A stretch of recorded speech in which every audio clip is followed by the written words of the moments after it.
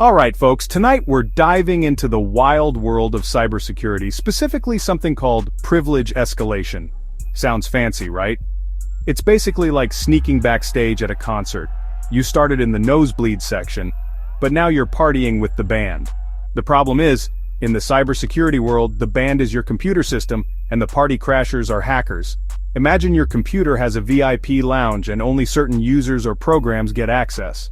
Privilege escalation is when a hacker figures out how to sneak into that VIP lounge without permission. They're no longer just a regular user, they're basically the bouncer, the bartender, and the headlining act all rolled into one. Not good, right? That's privilege escalation in a nutshell. It's not about breaking into the system, it's about exploiting weaknesses to gain more control than you're supposed to have. And trust me, in the wrong hands, it can be a recipe for disaster.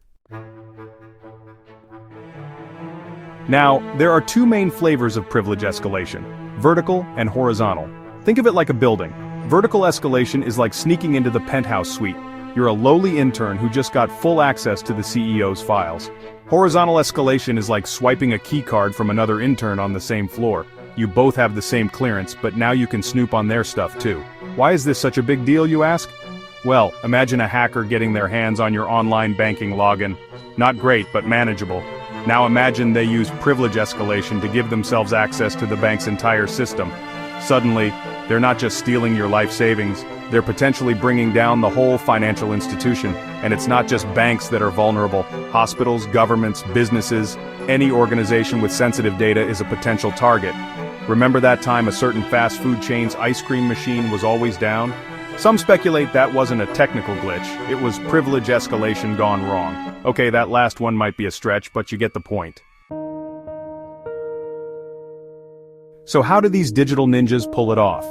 Well, it often starts with a seemingly harmless vulnerability, an outdated software, a weak password, an employee clicking on a phishing link.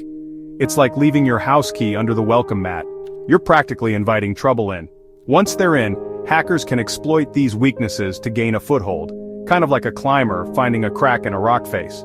From there, they can move laterally through the system, gathering information and looking for ways to climb higher and higher until they reach the penthouse suite, or in this case, the administrator account. And the consequences can be disastrous. Remember that massive data breach at that company you'd never heard of but whose services you definitely use? Yeah, privilege escalation was probably involved. Or that time a group of hackers held a city's computer systems hostage with ransomware? You guessed it, privilege escalation again. It's like a virus that spreads through a system, wreaking havoc wherever it goes. Okay John, enough with the doom and gloom. What can we do about it? Well, the good news is that there are ways to protect ourselves. Think of it like locking your doors and windows. It won't make you invincible, but it'll deter most opportunistic criminals. First and foremost, keep your software updated. Those updates aren't just for fun new emojis, they often contain security patches that fix vulnerabilities hackers could exploit. It's like installing a security system on your house. Sure, it's an upfront cost, but it could save you a lot of heartache in the long run. Second, use strong, unique passwords. I know, it's annoying to remember a million different passwords, but trust me, it's a lot less annoying than dealing with identity theft. Think of it like this. Would you rather spend 5 minutes coming up with a strong password, or 5 hours on the phone with your bank trying to explain how your account got drained? Finally, be wary of phishing scams.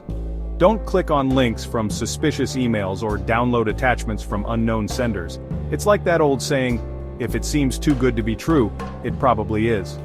Remember folks, in the world of cybersecurity, an ounce of prevention is worth a pound of cure. Stay vigilant, stay informed, and stay safe out there.